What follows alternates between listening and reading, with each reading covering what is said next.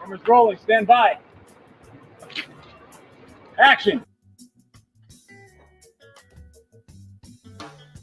Sean right here with We Are Change interviewing David Crowley, Danny Mason. What are you guys doing here? Shooting a movie.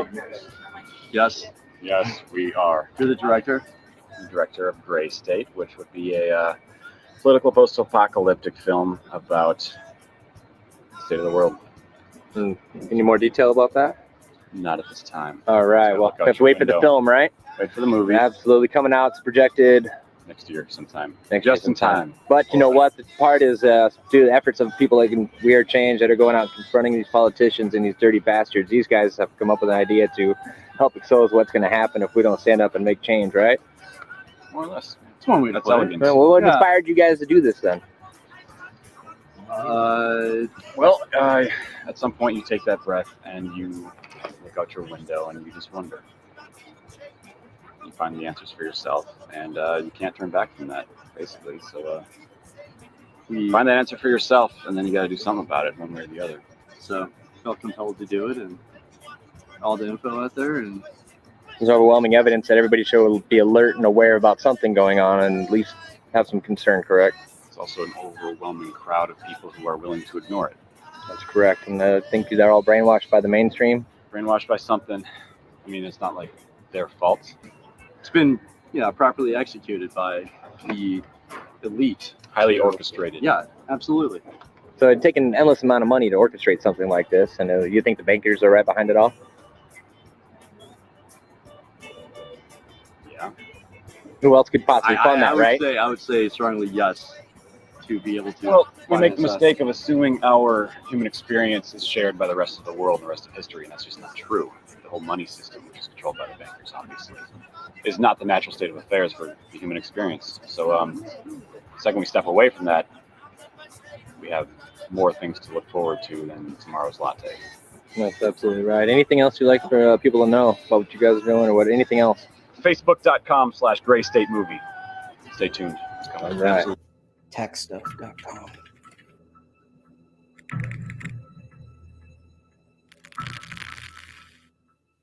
Is the gray state real? Absolutely, it's real. We see it every day. We see it in the news. We see it on headlines, but people still don't acknowledge it. People don't want to recognize that it's actually here.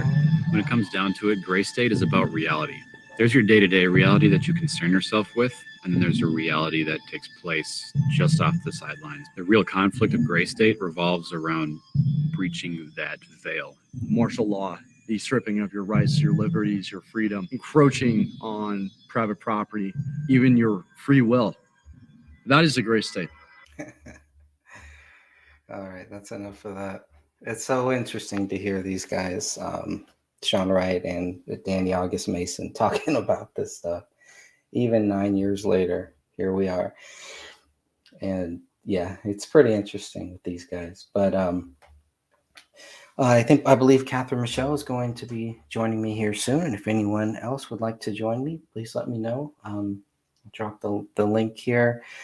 Just doing a short video, as we always say. We know how that goes, about all of this stuff. To remind people of this very tragic case, one of the strangest cases I've ever seen, and one of the biggest unsolved mysteries. So this is really very interesting stuff. Hey, Ellie, how are you, my friend? Nice to see you. And Muzzle Flash, how you doing?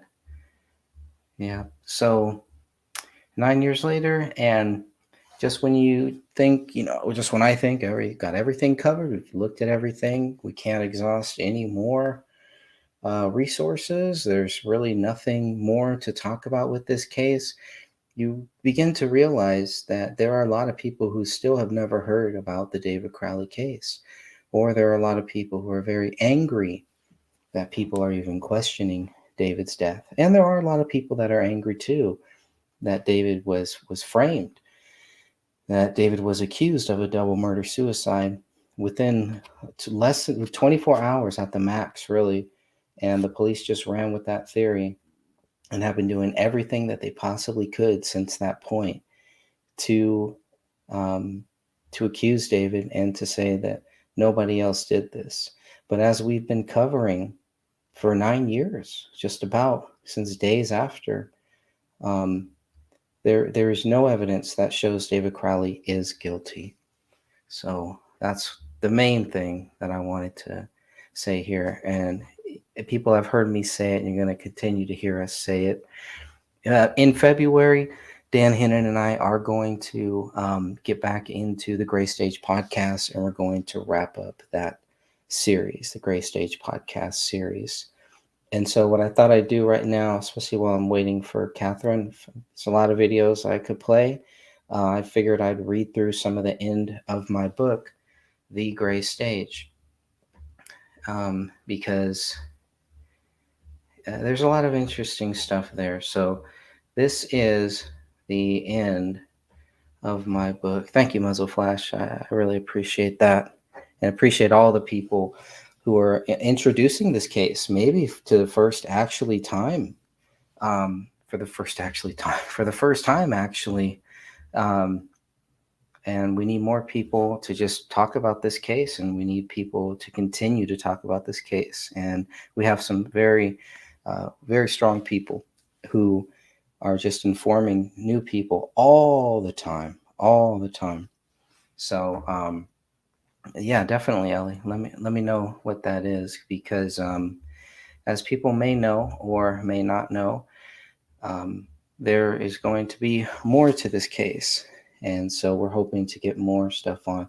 Yeah, I love Catherine too.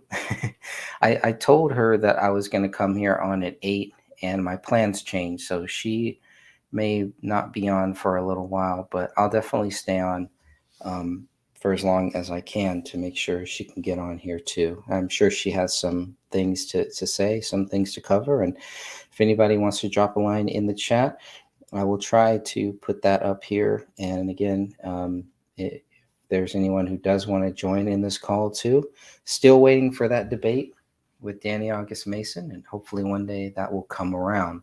But what we're looking at here is the pretty much the end of the book, The Gray Stage here. So I figured I'd just read some of this until Catherine comes in and joins us. And this is how I decided to end the book, The Gray Stage. And yes, there is some talk about a second book that may be in the works.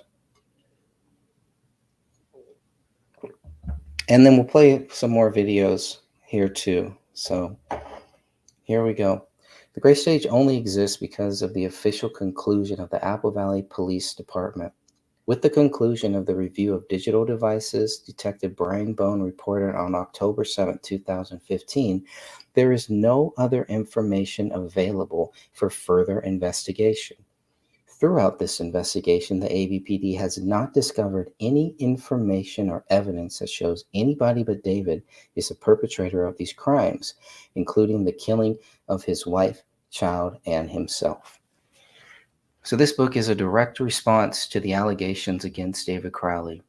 Either the Apple Valley Police Department should be forced to prove David Crowley guilty, or they should publicly admit the case is unsolved. And it is unsolved. Because the official investigation failed to prove David Crowley guilty, I can only assume he is not. What other conclusion could I possibly reach under the current circumstances? Time and time again, we are asked to believe David is guilty simply because the official narrative declares it so. We wait and wait and wait for evidence of David's guilt, but such evidence is never produced. Delay after delay did not deter my efforts to find evidence of the allegations against David. Like I said, to find evidence of the allegations against David. Not necessarily looking at what proves him innocent, but looking at what proves David Crowley guilty. And by that, all we found was that David Crowley is innocent. During the official investigation, I waited patiently for a conclusion based on facts. I researched as much as I could, documenting comments and actions of those involved in this tragedy. I soon realized what the official theory believers and myself had in common. None of us were able to prove David guilty. In fact, no human being on earth can prove David is guilty of a double murder suicide.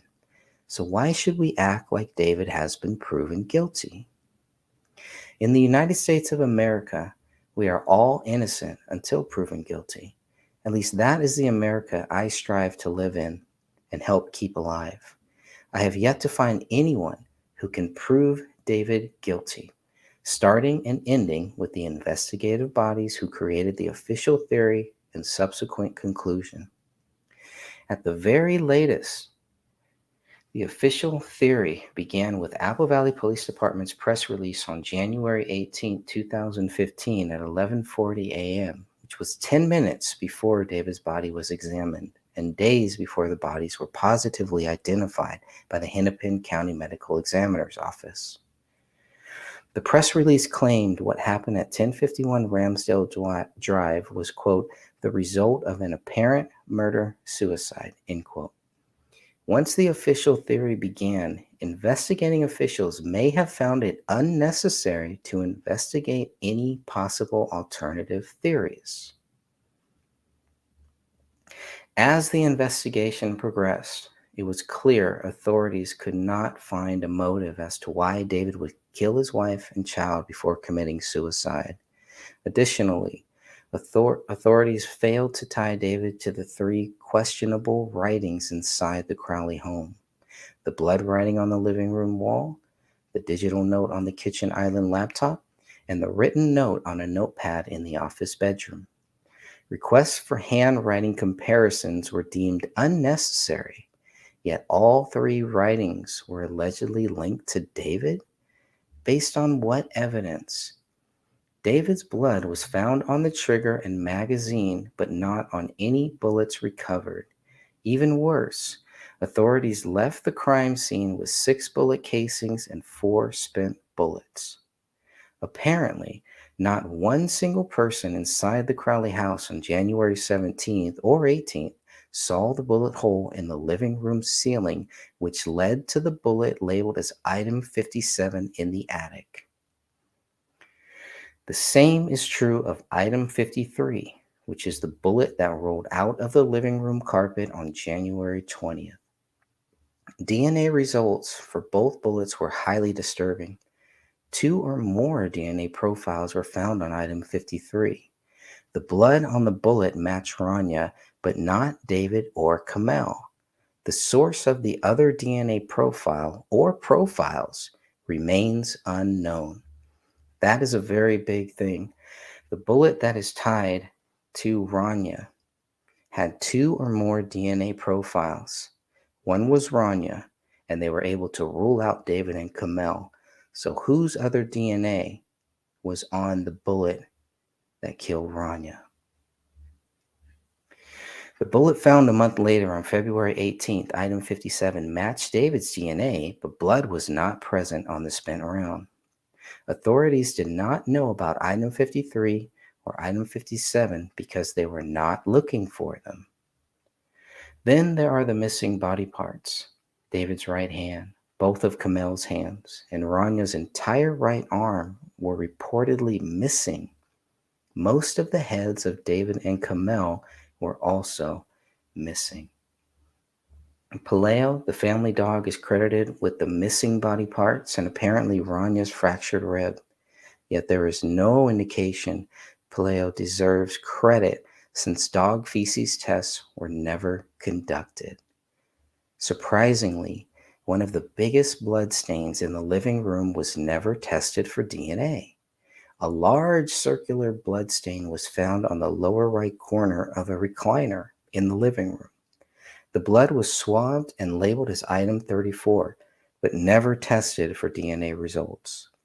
This blood stain is the main reason why I believe at least one of the bodies was moved between the time of death and when investigators entered 1051 Ramsdale Drive on January 17, 2015. Plain and simple, this was a staged event. Some believe David staged it, while others believe the scene was staged by parties other than David Crowley. Either way, I believe this was a staged event. I believe David has been falsely accused, and unless authorities can prove the double murder suicide theory, this case should be reopened and the status should be changed from exceptionally cleared to unsolved. All right. Perfect timing there, as we now have Catherine joining us. I'm sorry I'm late. I was watching a YouTube video. You're early. I was telling everybody I was planning on coming here at 8 p.m. It's 7 p.m. Things worked out pretty well, so I figured I'm going to jump at the chance here to just jump on, and thank you very much for joining me. Muzzle Flash says Apple Valley Police Department deliberately botched this entire case. The question remains why. It's a pretty good question. You can say hi to Rick too. Thanks for joining us, Rick. They're in Canada. It's probably really late or really early, depending on the time zone. And Catherine, we definitely want to hear from you. Uh-oh. You probably have the most recent video specifically just related to this case. You look out there, you may find some other videos. I haven't really found any, unless they're new hit pieces that all want to talk about the same film and spread the same lies. And I believe a lot of it is just laziness, just being very lazy because they just don't want to spend the time. They want to act like they're investigators, like they investigate all these cases. But this case could be a litmus test, possibly, for people to say, okay, because we have so many documents, we got so much stuff here, and if you want to really investigate something, this seems like a really good case to start out with. I don't know if colleges, even high schools, people who want to go into detective work, to forensics, to whatever, there's a lot of areas where this case, if put in the right format, hint, hint, could be a good course, a good college course, a good high school course. But you have done the most recent video specifically related to David Crowley. And what are your thoughts 9 years later? Oh, boy. First of all, let me say hi to everyone. Hi, Muzzle. Hi, Ellie. Hi, Rick. And I'm not sure who else is in the chat, but hello, everybody. Thank you so much for joining, Greg. And thank you, Greg, for allowing me and inviting me on here tonight. Oh, hi of the Rise of the New World Order. How are you? I am so conflicted with everything that I have found in this case. My most recent videos cover the tattoos and how, in my opinion, and I've had some really interesting conversations offline with a couple of people regarding this, and they have the exact opposite view. They think that they do match. And anyway, I mean, and these aren't people, as far as I know, that have been following the case and have joined us a lot of times. So to me, they're new eyes, which gives me some hope. But, when I look at the things that I found, like the bore patch that was left inside the gun, I don't care what nobody can convince me that David himself did that. That man knew his weapon inside and out and would not clean it. And a bore patch is a small piece of material, for those who don't know, material or cotton that's used to clean inside the weapon, inside the barrel. And to have that found when they're taking apart the weapon and securing it, but yet they don't mention it. There's only 2 places in the report that I found it. That right there, I mean, there are so many things in this case that point to anyone other than David doing this. And, 9 years later, I thought I was convinced when I first read the autopsy reports, but right now it's like there's just no way anybody could, even partially swayed me to think he was guilty. It was like someone, I think it was Muzzle, that said that it was botched, and it was done on purpose. the complete, in my opinion, completely messed up and screwed up and twisted and reworded. But at the same time, I don't think every officer was in on what was supposed to happen, because it was due to some of the different officers' reports. I think the ones that weren't in on the cover up, that, they were the ones who wrote the different reports, the more thorough reports, or they included things, like the Boer patch. And, their innocence in all of this, I really honestly believe, is what helped us, all of us who have been looking into this, be able to prove David's innocence. And the rise of the New World Order. This is Eric Spitfire Wilkinson. He did want to thank you for this as well. Oh, that's so sweet. I mean, I just did a little bit of money. I mean, everybody else had already donated. I just didn't see it. And I just happened to log on to Facebook and I saw it. Otherwise, I would have donated sooner. I'm sorry. That's very cool. That's awesome. Yeah, and I haven't really been on Facebook. I don't know if people have noticed. It's But I haven't done Sophia. it. Hey, Let's say Sophia, hi how to are Sophia. you? And Kriprick and Eric too. But yeah, one of the best things that I've done is actually taken myself off of Facebook for a while, and I really needed it. Oh, you're smart.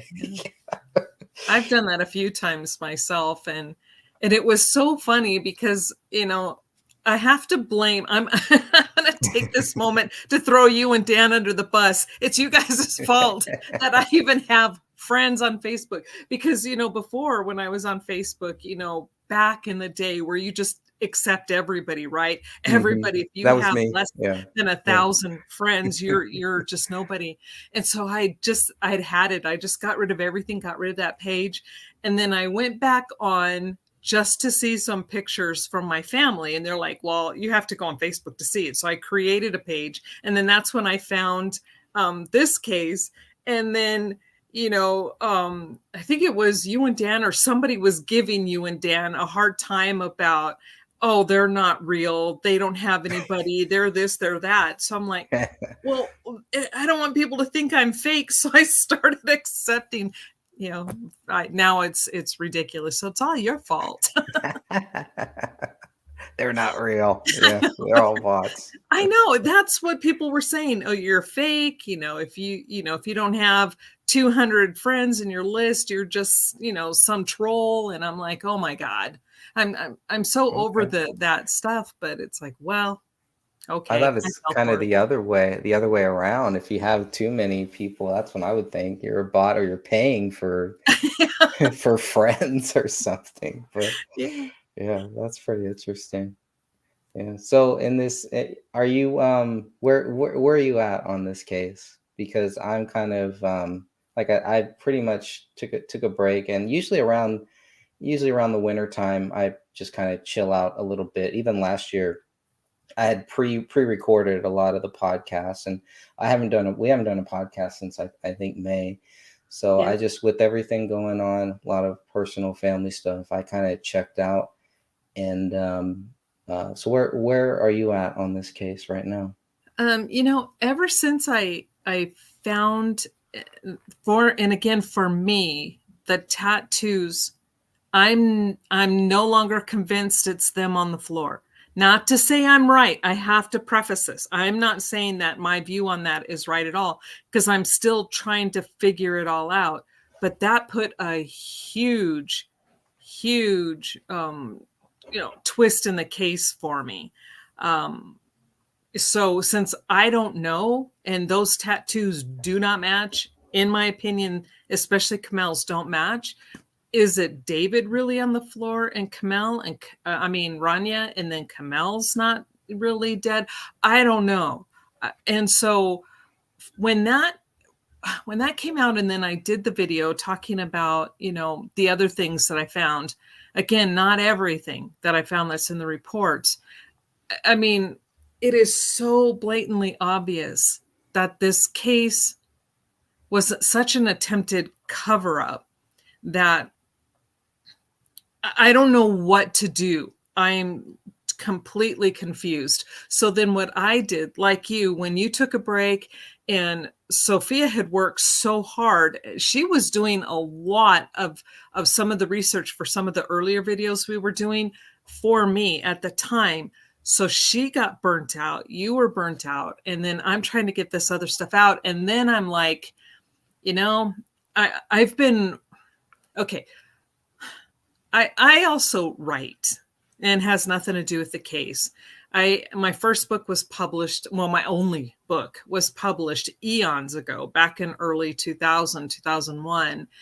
And so I took obviously a really long break, and I had a whole bunch of books that I had actually started. And then I just said, you know what, to take a break from this case to give me time to think, I finished one novel, and now 3/4 of the way through a second novel. And then I did the NaNoWriMo for NaNoWriMo for November. And so since I started that, I really need to finish it. And, working with, beta readers, and then the person who's doing the cover art for me.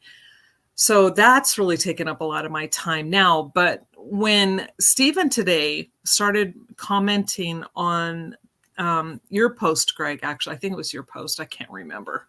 Oh my God, it's old age. Please, people, forgive me. But, where we really need to get back to it. And it kind of is starting to light that spark again. There's that little ember that's starting to burn into a flame again.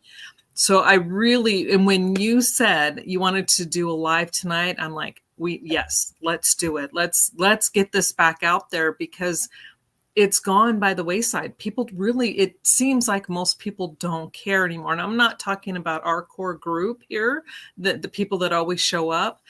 These people are dedicated and they're there. But I'm talking about society as a whole. When people were stuck inside during the lockdowns, and that kind of thing, they got bored and they were looking for stuff. And so I think it was titillating, and they, jumped on board for something to do. But now that they're out doing their life, they've kind of forgotten. And this family is now falling between the cracks. And I don't want it. I don't want that to happen. I don't want all of our hard work. We've worked so hard for so long to just go away. Yeah. I definitely agree with that. And you think David died first? The person that is labeled as David in the reports, I'll go with that, definitely died first. There's no question whatsoever. And the autopsies prove that by the state of decomp. There's zero question. And again, this is what I'm saying. It's like they were trying to do a narrative, but not everybody was clearly on board with their thought process. Things slipped through, and we caught it. Any thoughts on who might have died second, or is that kind of up in the air?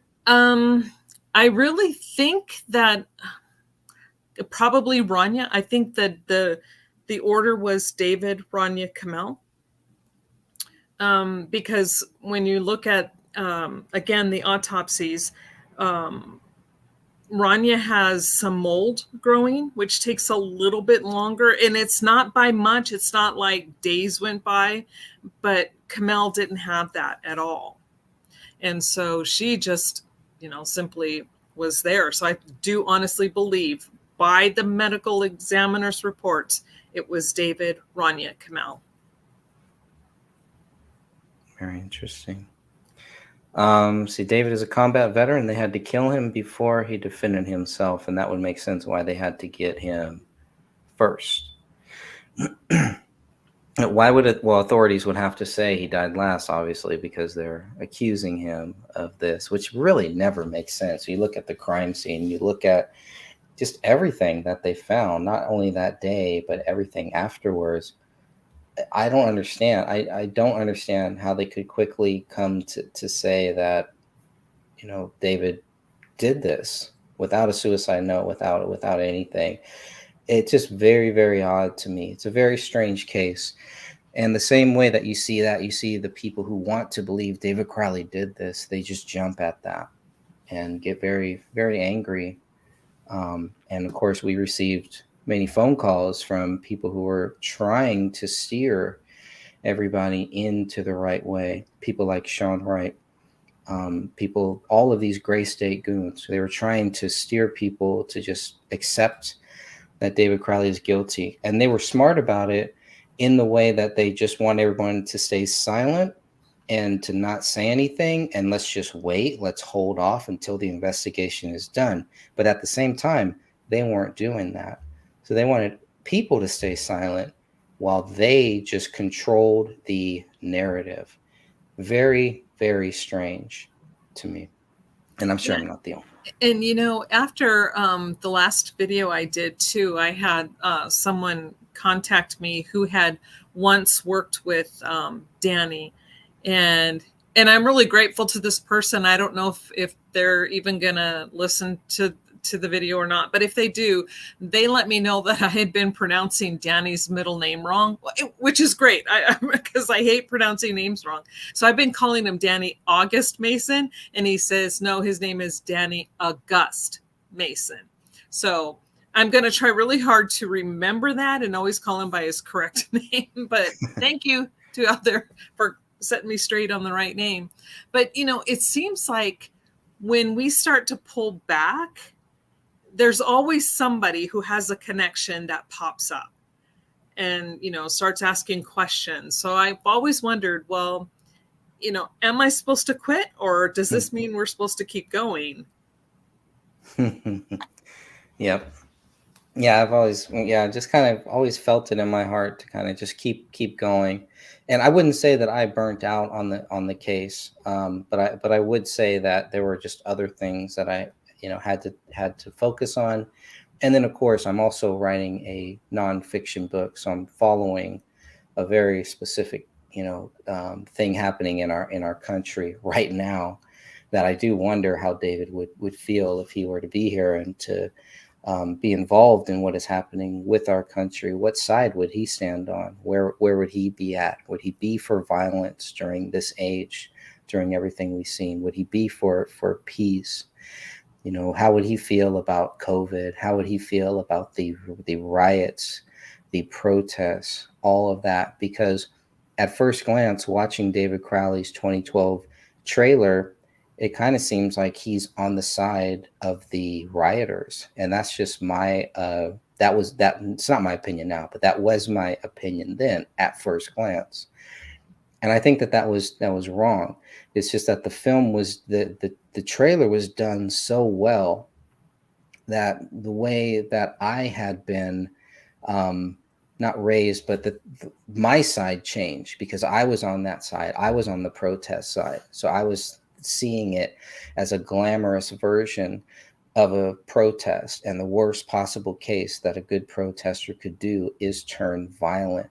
And that's all that I saw, was these protesters who were turning violent, these cops who were dressed in black, not dressed in blue. It's not the boys in blue. They're dressed in black, dressed like not even army, almost like stormtroopers, And so I had a very difficult time with that project. So I do wonder what David Crowley's thoughts would be at this point here, where we are today. Who knows? He was a Ron Paul guy, a libertarian. So yeah, and it's so interesting how he hit the nail on the head with so many of those points. When he was in his trailer, where the woman's walking into the store and the shelves are empty, and people that can't buy anything if they don't have a certain mark on their arm.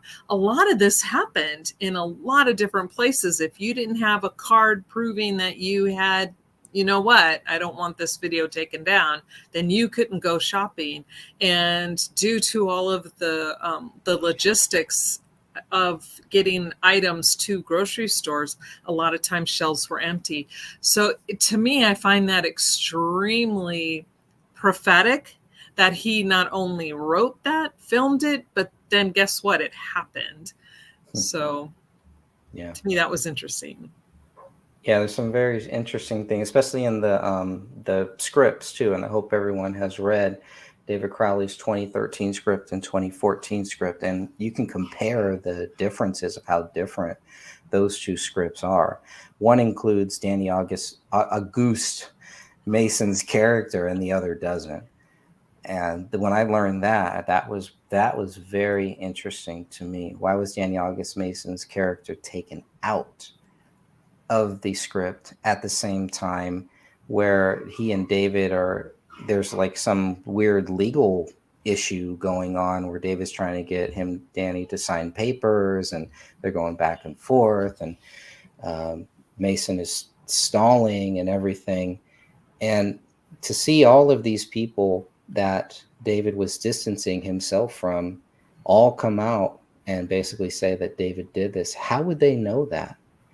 How would they know that? Why would they say that so early on? And who made these guys the ambassador for the David is Guilty Club? I mean, how shameful do you have to be to do that? You didn't see Mitch Heil out there. You didn't see some other people out there. They shared their thoughts. They shared their views, but they weren't out there doing a freaking world tour to Right. try to convince people that David Crowley was guilty. I mean, the actions speak for themselves, I guess. And this is something that I just can't seem to get enough people to grasp and to understand. As a writer, I guess I know a little bit more about the ins and outs, where Danny kept trying to say that he was entitled, I get this, I get that, I should have this, I wrote this, all because he participated in the trailer and he may have had a suggestion here or there when they were out there filming. That does not make you a co-writer. It doesn't make you owner. You don't get copyright.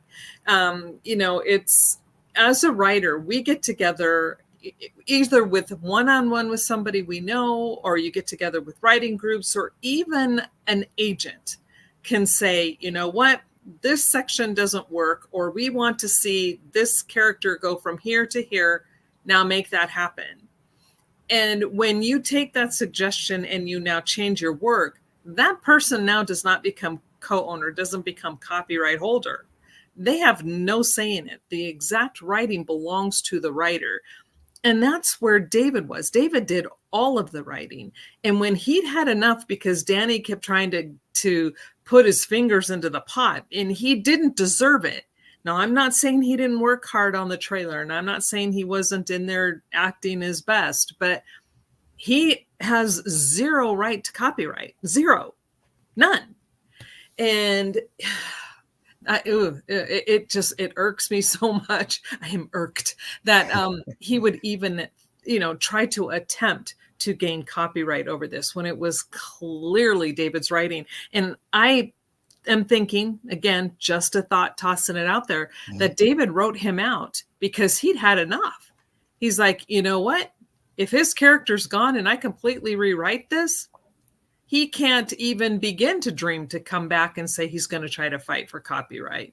Unfortunately, he still is trying, but even by removing him, he still is trying to say that he gets that, and that gray state was his, part his, and it's not. It was purely David. And I don't know. I'm glad he did. I'm glad he wrote out that character, at least at the beginning.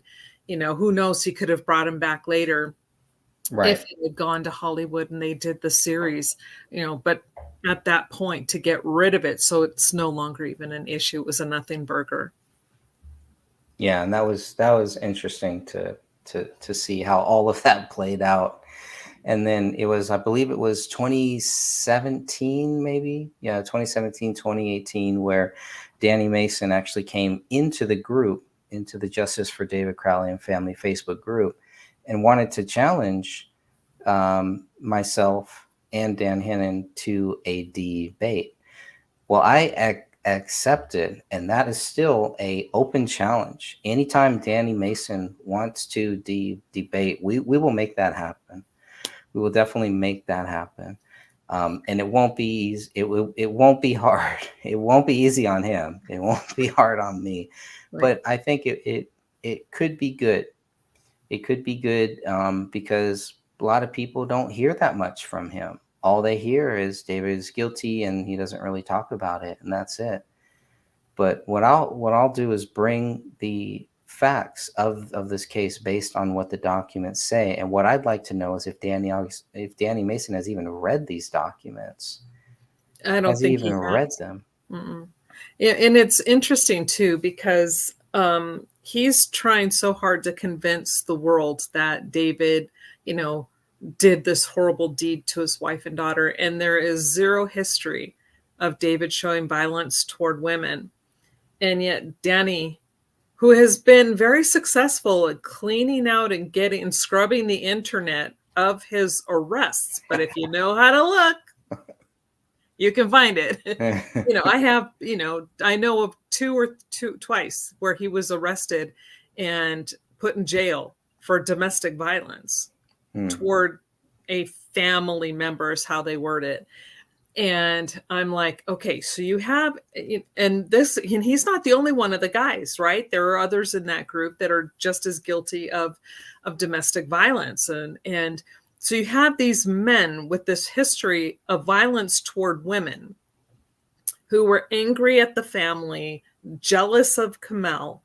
And then you have David, who had zero history, and for all intents and purposes, everybody knew he loved his wife and child. And yet they're taking the guy who never had a history of hurting females, comparing that with the guys who had nothing but history of hurting females, and saying the guy who didn't have a history was the guilty party. When these other guys one was looking at jail time for, tax evasion, and the other one was trying to get his hands on what he felt was his fair share of a $30 million deal. Now, and again, we've said this a million times, but to set the record straight, we're not saying David was getting 30 million. It was funded for 30 million. And so for some reason, Danny's just like, oh, I get 10% no matter what. Dude, David wasn't even going to get 10%. I'll tell you that right now. You don't. And so that's the funny part. So it's money. It came down to money, to the ownership, and it's crazy. And then all of a sudden, a couple months later, David's dead. Mm-hmm. Not just him. It's not like he died in a car accident or was shot by some random person while he's out on the street or something like that. This was a coordinated thing. And how coordinated and how sick and how evil would people have to be to actually pull something like this off, to kill him, to kill his wife and his daughter in this manner, in this crime scene? This is not just a random thing. I mean, it has to be so coordinated, so deeply and well planned, with so much confidence that they could do this. Mm-hmm. But yet there's so much that does not make sense at that crime scene. And my question has always been, were these things purposely left there as rabbit holes, as false leads, trails, red herrings, or was, and so that's been the other thing, because it's not, I mean, Steven Sanzeri will say this all the time, it's not like a perfect hit. When you think it's a government hit, if it was a government hit, it would probably be a lot cleaner. Yeah. So. I would have thought so, and I mean, it's sloppy. I mean, all the way through it, it's like one of the worst things I've seen or I've read. I've been, researching these cases since, oh my gosh, the 1990s, early 1990s. I've read a lot of cases, and now this is by far the worst ever, and to have David's autopsy, where his decomp rate is at marked, which means it's more advanced. It's very noticeable. He's at marked autolysis. And you have Kamel and Rania at just autolysis. So they're basically, it's just the beginning stages of the body breaking down. And David's, marked, meaning about 75% of the cells are now, breaking down. And theirs were probably somewhere between 25 to 50%. That's still a pretty huge difference. And so it's by several hours to a day, I would put that, 10, 12 hours to a day where he died. David died first. And that's quite a bit of time. Yeah. And so to me, that's sloppy. If they were setting this up to make it look like he did it, what were they thinking? Is it possible that they were all shot at the same time, but you know how sometimes one person lives a little bit longer than the other? Not with the head wounds. Yeah, those were life ending the moment they entered. So, If they entered at the same time, right? well, roughly within minutes or seconds of each other. Yeah, they were all that was it. And too, when you look at the multiple blunt force trauma in that skull piece, those could have been life-ending. A few of those blows were so deep in the indents, you could see indentations pretty good, that those could have also have been life-ending, but we don't know. We can only go by what the reports say. So I don't know. Yeah. Yeah. And you have the neighbors too, right? Who only hear, one neighbor who hears three rapid gunfire shots. And yet, there's no one. The official statement is that nobody was shot three times, but that's very, very close. Well, and then not only that, the timing is completely wrong, which is why I think they never really followed through with that, because it would be so easy to poke holes in that entire theory, because the neighbors said somewhere between the 9th and the 10th or something like that. It was like way outside the range. And yet the decomposition as written in the autopsy reports, and that's what I'm going by, decomp in the autopsy reports, they were killed sometime in the early week and a half of January. So it's almost an entire month later from when those 3 gunshots were heard. An entire month goes by. Well, I think it was the neighbor right next door, not the Prochnows, but the other Right. neighbor who said that he didn't know when, but he heard rapid gunfire shots sometime between Christmas Eve and New Year's or something. And that one, though, they couldn't even say where they were coming from for sure. So, it could have been somebody down the road. Yeah. I don't know what happens there, but here in Colorado, it's just really funny for being run by Democrats. There are a lot of people who shoot guns here. It's hilarious. So on, holidays. Because there's so many Democrats. Yeah, but they're shooting guns. Trust me. I don't know if it's a Democrat shooting guns. That's what I'm saying. So on holidays they'll be outside, which is against the law, by the way, to be shooting your weapon, discharging it in city limits. But they do it anyway. So a lot of times, and so it's so funny because the police are always like, if you hear it, make sure you call it in. And it's like, dude, man, we'd be calling you every day. Forget it. Just don't report it. Right. No, and sometimes, especially because I think the neighbor lived in a two-floor house too. So sometimes you hear things that sound like they're coming from one area and they're actually coming from the opposite. Mm-hmm. That's been known to happen too.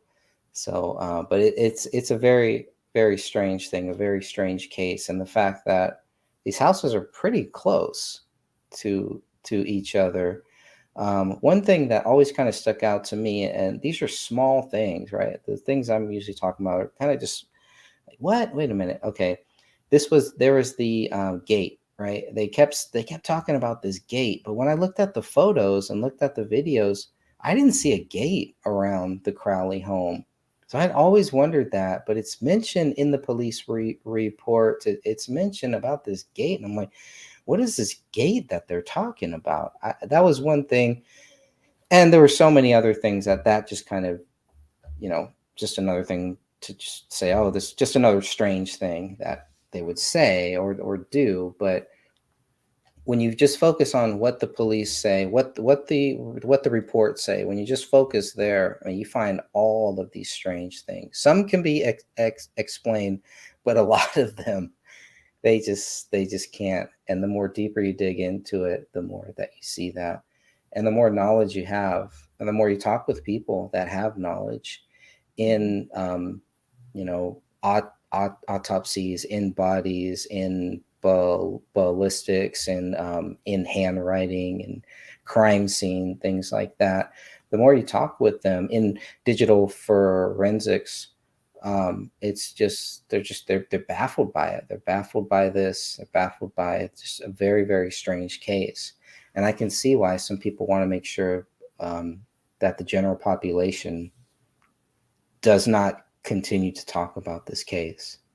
Yeah, and now that you're bringing up the ballistics, which is another like major key point in this case, because when you're reading through the reports, it states when they're doing the test fire from David's weapon, they did 4 test fires, T1, T2, T3, and T4, and they were saying that it had poor reproducibility in trying to get matches between the test fires. And so if they can't match test fires to the weapon, how are they matching the bullets that are simply fragments to the weapon?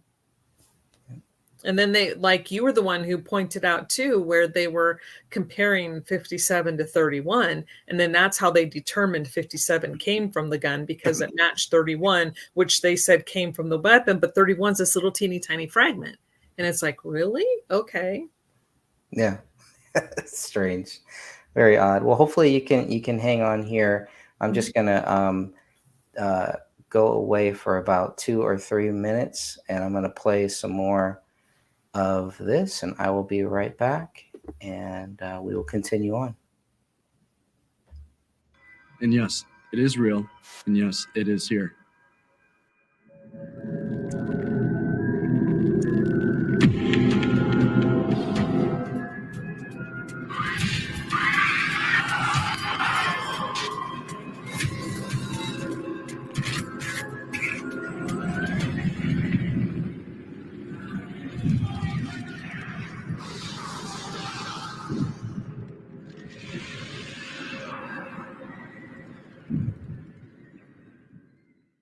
Most of the films are, entertainment, and I think this goes beyond entertainment to really have a message. And most of the films that I've probably worked in here in the Twin Cities have not taken that next step.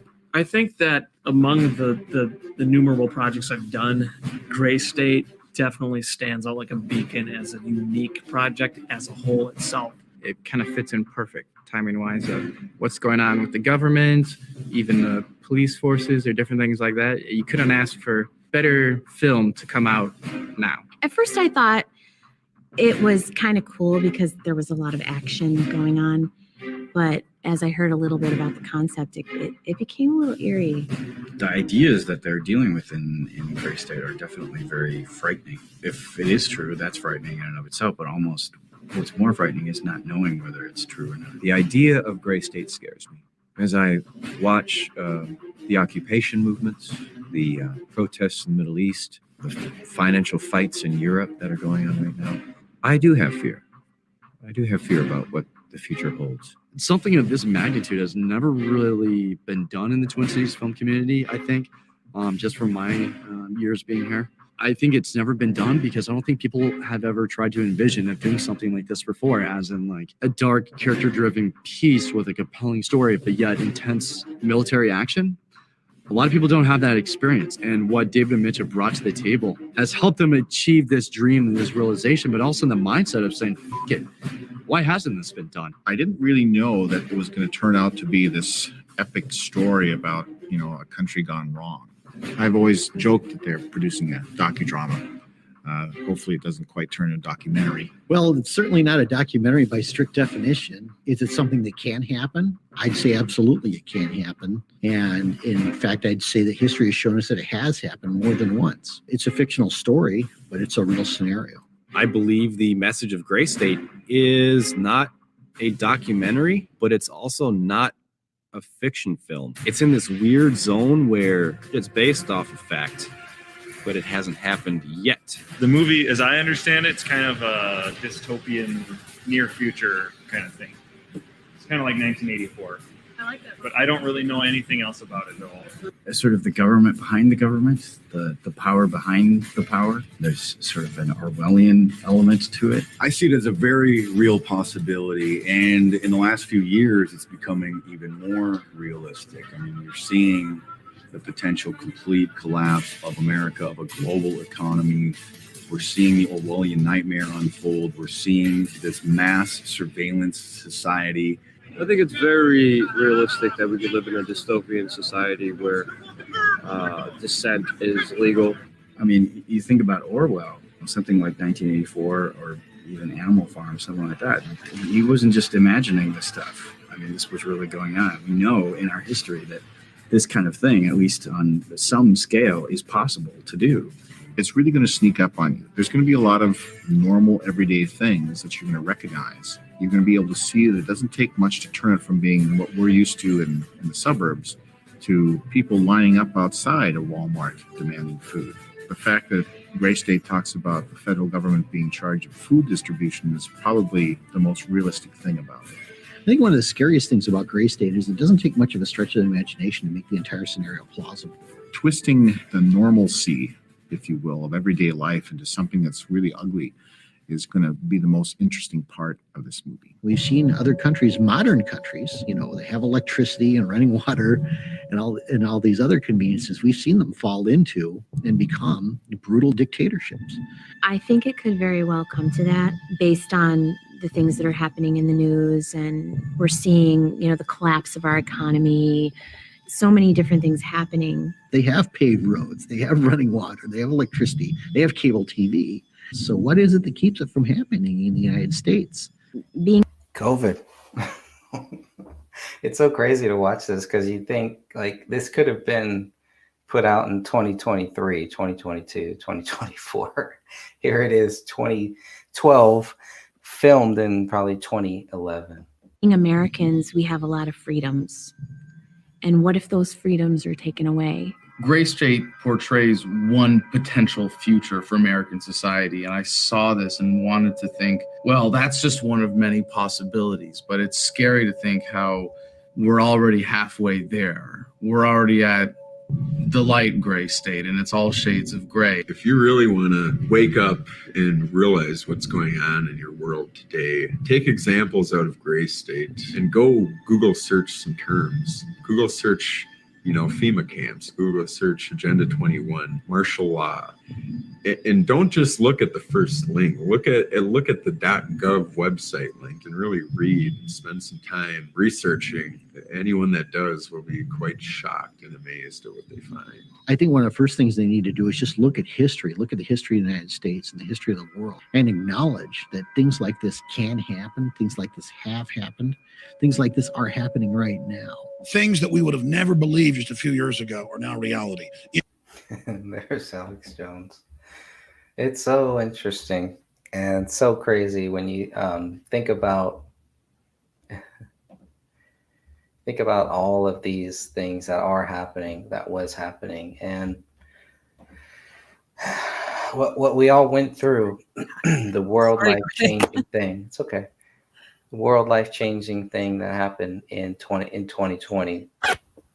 And like I was saying, like listening to some of this, watching some of this, this could have been made in 2022, 2020, 2023, 2024. It's pretty interesting. I enjoy going back and looking at David's videos, and some of it I just cut up, and just to have it all in just one big long clip is kind of nice too. But it's pretty interesting to go back and look at all of these things, because we don't hear a lot about this David. We hear a lot about this crazy David, this drug addict, this domestic abuser, this person who snapped, who was unhinged. We don't see a lot of evidence of that. But going back and listening and watching him and looking at how he talks to people, the mannerisms, things that he's been through, and so I understand. It must have taken Eric Nelson a lot of work to piece together a hit piece on David, and I think they spent a lot of time on this hit piece, and a lot of things were cut out. A lot of things could not make it in because it did not make David look crazy. They took the few things that they thought made him look crazy and tried to focus on that, tried to highlight on that. Exactly. And, to bring up the part where especially they try to always talk about, his supposed drug use. Now, we do know, according to his Day One journal, he was smoking a lot of pot during that one summer, the last summer, and he had tried shrooms. But also in his Day One journal, he says he didn't like what it did to him. He had just started, he said the first time he smoked pot, he was 28, but he didn't like what it was doing to him. So he and Kamel had made a promise that they were going to stop doing it because it was not helping him, in the long run. And we do know, according to the toxicology reports, they both had clean drug screens. So clearly he wasn't a drug addict and had nothing to do with, smoking pot at all. But like you said, the hit piece they did, it made it sound like that, he was out of his head. He snapped because he was doing shrooms or smoking pot. And the evidence doesn't point to that at all. And it was a very strange film too. It was a very strange thing that they actually wanted me and Dan Hinnon in that film for some reason. And I still don't know why. And I don't know who else they asked. Did they ask Alex Jones? Did they ask Mark Dice? Did they ask Adam Cokehead? Did they ask a lot of these other people to see if they would give some comment on David? Because they were with David, right? They were there. And but I quickly understood what our role in that film was to be. It was to be the two crazy conspiracy theorists. And then at the same time, guess what they're labeling David as? A crazy conspiracy theorist. And even everything that they did, all the stuff that they asked me it wasn't about David. It wasn't about that. It was a lot about Sean Wright. It was a lot about the stuff that we posted online that everybody can see, that everybody, and what I was trying to get back to with them was the bullet in these ceilings. They didn't want to talk about was, just these simple things of what proves David Crowley guilty. And a documentary based on that would be great and can be great. And hopefully one day will be great. And that's a documentary that needs to be made that really examines what proves David Crowley guilty and what proves him innocent. And if a documentary could just focus there, I think it would be a very, very powerful, something very powerful that this world needs, that this country needs, because what happened to David could happen to a lot of people. And it may have, just because David was, because we know about the gray state and everything like that. We don't know if something similar has happened with people who may not be as popular as David Crowley. Yeah, well, it's interesting you bring up like you and Dan being in their little movie thing.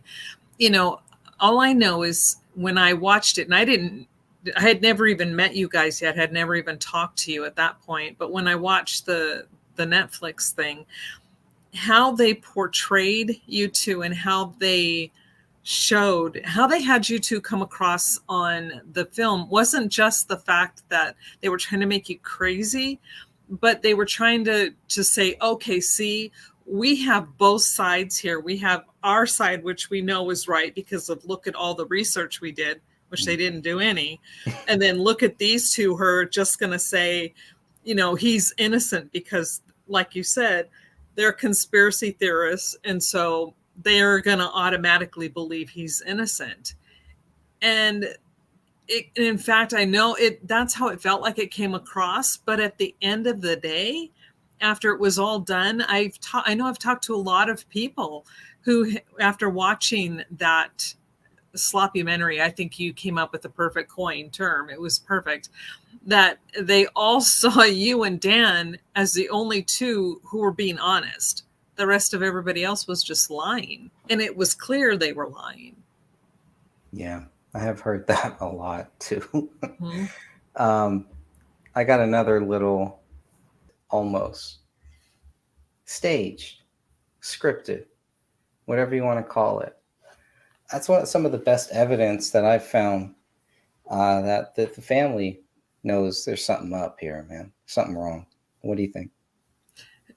Well, just watching Dan Jr.'s body language, and you watch his face as he's talking, and you look at his micro expressions, the dude's lying out his ass. Does he seem happy to be on camera? He looks a little too excited to be talking. Yeah, to be like the center of attention. And what he's, I think the only part where he was saying was true was, yeah, it's scripted. Absolutely scripted. It's him, and it's Danny, and it's Sean, and those were the people that led me to start digging, because when you watch how they respond and how they talk, they're lying. Yeah, it was about two hours that they spent with me, and we see what they get. That's okay. Apple Valley Police recently closed their exhaustive. This is another interesting thing, because with Tom Lydon, a lot of it focused on Tom Lydon. The only time that you see the police in this whole Eric Nelson's sloppymentary film is just footage from Tom Lydon. It's secondary footage there. It's not like Eric Nelson went and actually interviewed these detectives, the investigators. I always wondered why. Why did they just use Tom Lydon's footage? And I'm pretty sure that the investigators knew if they would have spoken directly with Eric Nelson, that would have opened up the door. They would have had to have spoken with us too. Investigation. And for the first time are sharing their findings with the Fox 9 investigators. And that's 2016. It looks like David This is. Snapped and took the lives of his wife and daughter, and then ultimately himself. Who wrote Allah Akbar on the wall? He did. In her blood? Yes. And this goes back with another thing where they just say that. I don't know. I hope the audio is coming in okay for everybody when I play that. But yeah, who wrote Allahu Akbar on the wall? And he's like, David did. And you can look at the documents. There is no evidence that David did that. They found no latent prints. They did not find David's DNA on that wall. How do they just come out and say that it's David Crowley who wrote that? They have proof that it's Kamel's blood, because the DNA shows that. That's pretty clear, I think. But what proves that David Crowley did this? And Tom Lydon doesn't follow up on that. Yeah, and the first thing that they should have thought of, even the police, is if he had written that, his DNA would have been all over. It would have been mixed DNA, his in with hers, because as you're, pushing on the wall, you're leaving your DNA, the skin, the oil, and everything mixed in with the blood. It would have been mixed, but it wasn't. It was just hers.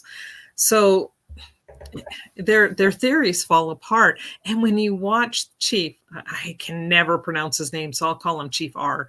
Right School. Right School. I just say it fast. There you go. Worcestershire sauce. Worcestershire.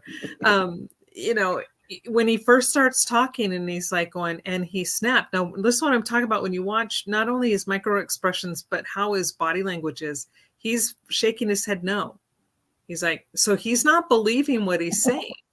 So his words are not matching his body language. And when you start paying attention, and when he says something he wants you to believe, the eyes get wider, and, oh, he did, right? Who did it? He did, just a little bit. And it's like, oh, dude. And I can see why they probably weren't going to be interviewed or talk to anybody. They give it away. Their body gives away the truth. Interesting. Well, now I want to go back and go back and watch. Mm-hmm. Just looks like David. See, his head is shaking no. I never noticed that. Before. Yep, he's shaking no. He doesn't believe it. Mm-hmm. Wow. You got to watch all these things, and I'm telling you, this is when you start putting all of this together. Yeah. Everything falls apart. I never noticed his head. He did it. He did it. And Yep. I gotta see that again. Yeah, watch it again. Gotta watch that again. Let me go back a few minutes here. I'll go back about here. Timers sharing their findings with the Fox 9 investigators. It looks like David snapped and took the lives of his wife and daughter, and then ultimately himself. Who wrote Allah Akbar on the wall? He did. In her blood? Yes.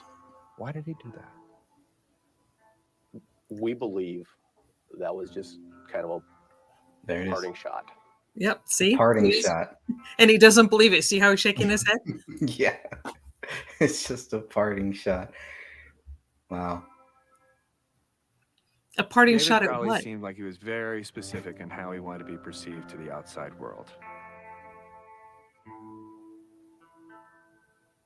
It was almost like David gave us this plot twist at the end. It was almost like Allah it. Akbar. See his eyebrows raised? Plot twisted. Guess who's actually on the other side of this camera with Tom Lydon? Is it Sean? It sure is. Oh, gee. And probably Mason Hendricks. Oh. Wasn't going to have any resolution, but that people would continue talking about. The cat lover. Who walks into a house and sees Allah Akbar written on a wall and goes, "Oh yeah, David Crowley, someone who is not a Muslim, all of a sudden now he's writing it, and that somehow proves that he's guilty." David Crowley would not write Allah Akbar in his wife's blood on the wall and leave a Quran open. He never brought up that issue once. This is a good one. I love seeing this is the very rare footage. I would love to see all of this footage that they have here from this service. And you can see, I don't think my cursor shows up here, but you can see behind this lady's head, David's brother and his attitude. He's pretty happy.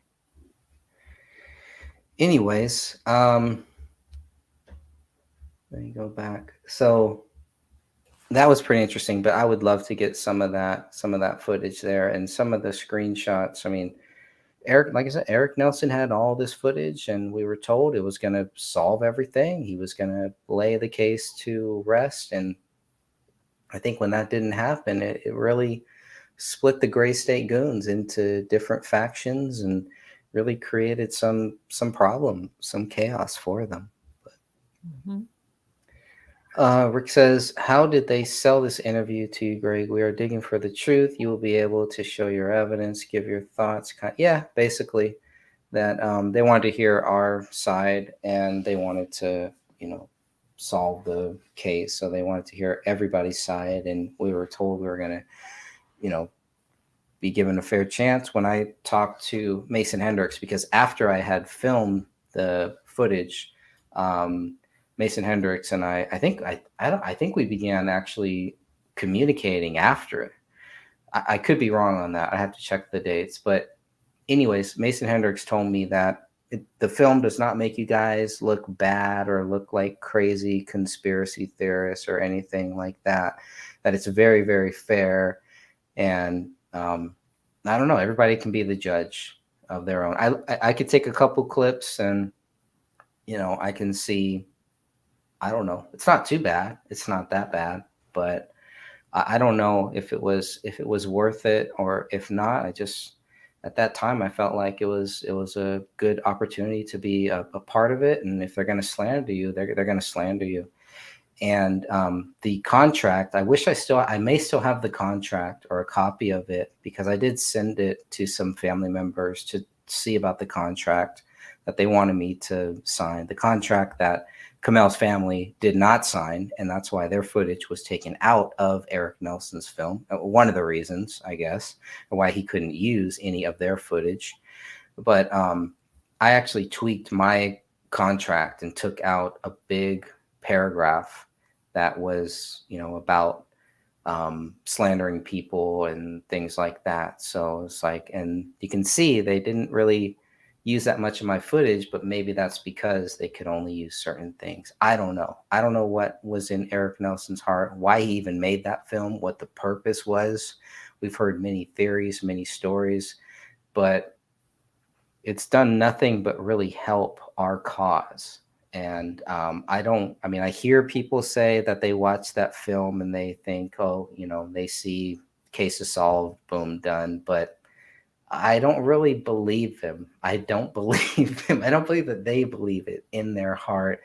And it really, you know, and that really opens up the door to say, well, okay, that's their side.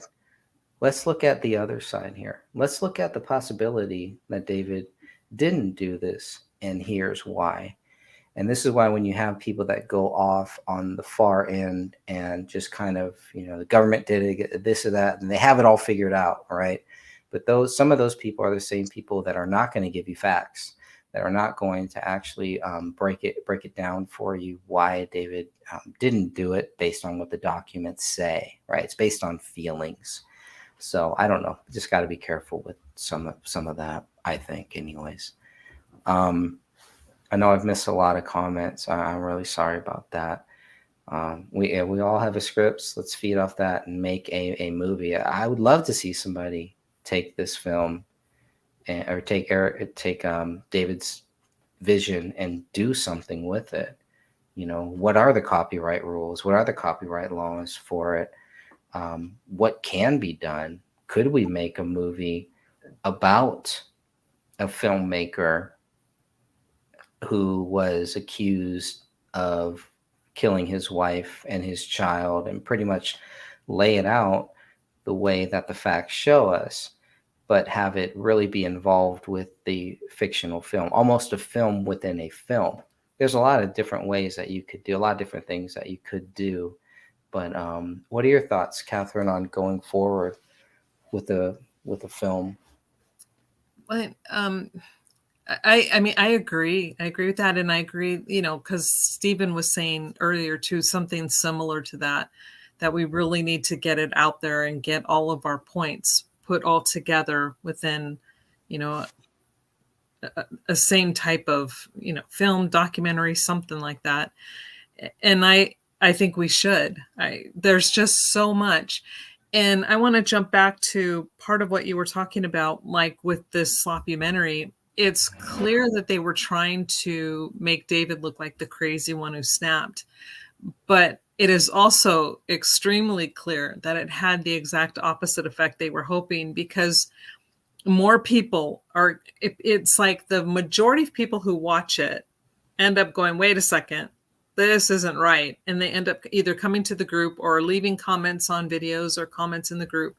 Then there are those who watch it and go, oh yeah, he's guilty. I mean, there are those who do that, but those are the people who haven't read anything and refuse to read and only go by what those people said. But I know for me personally, it actually flipped me, because I thought I had zero knowledge of the case whatsoever. And I just thought maybe you guys, like I said, I've said this a million times, you guys probably just didn't understand the medical jargon. So I'll help you along. And I watched that, and then I'm like, wait a second, there's something wrong here. Yeah, I need to look into this. Clearly this guy didn't do it. The family, what convinced me was Dan Sr.'s reaction when he was reading that little portion that they had.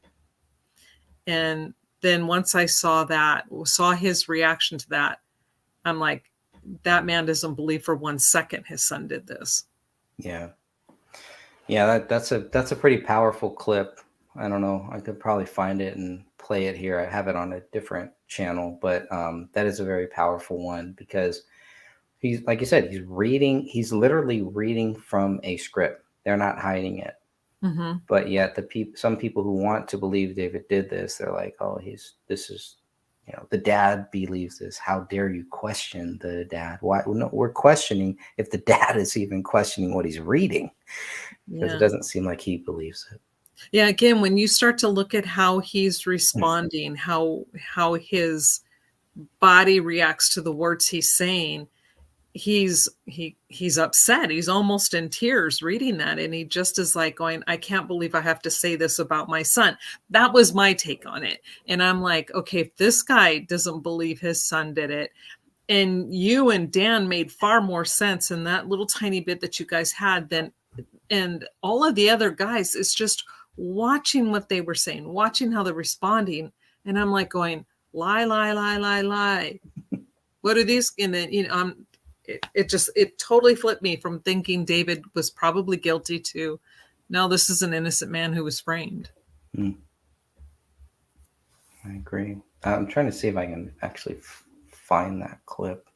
Yeah, I think it was right at the end of that whole movie thingy is where it was one of their parting shots. And it was just like, it just broke my heart.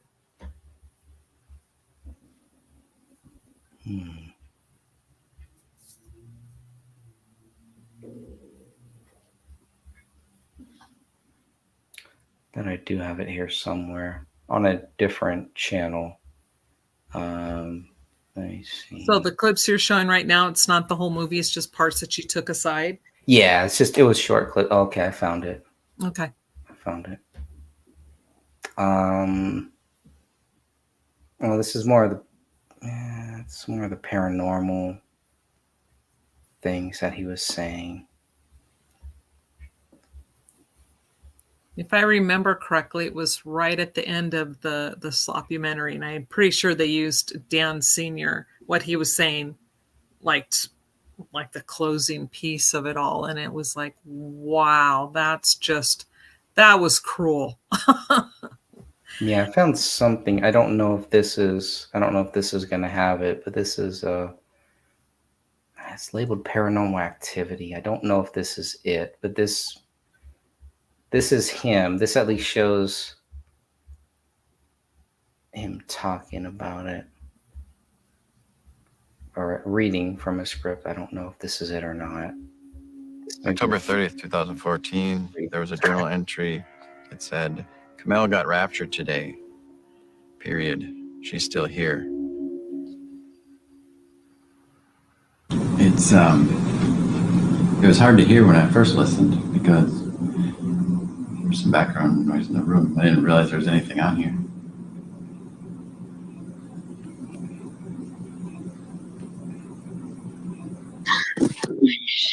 What is it? I just told you. I just told you. What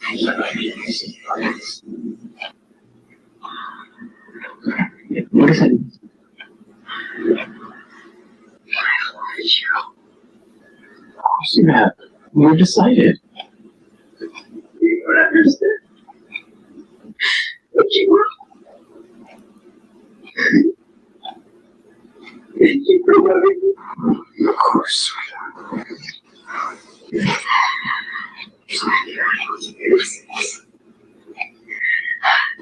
I found her too. I thought I cried.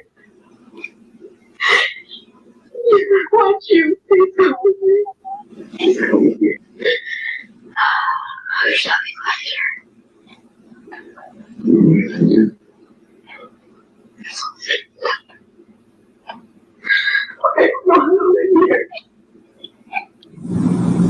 There's another recording here of David right after this vision happened of going into a room and trying to explain right away what Kamel had said and what it was hard to hear when I first listened because there's some background noise in the room. I didn't realize there was anything on here. 1:48 p.m. 30 October 2014. I was just getting back from Home Depot with a bunch of wood to build the compost bin. Had lunch with Coma, and suddenly she began to shake and weep and howl, as if like someone had died. And she sat down.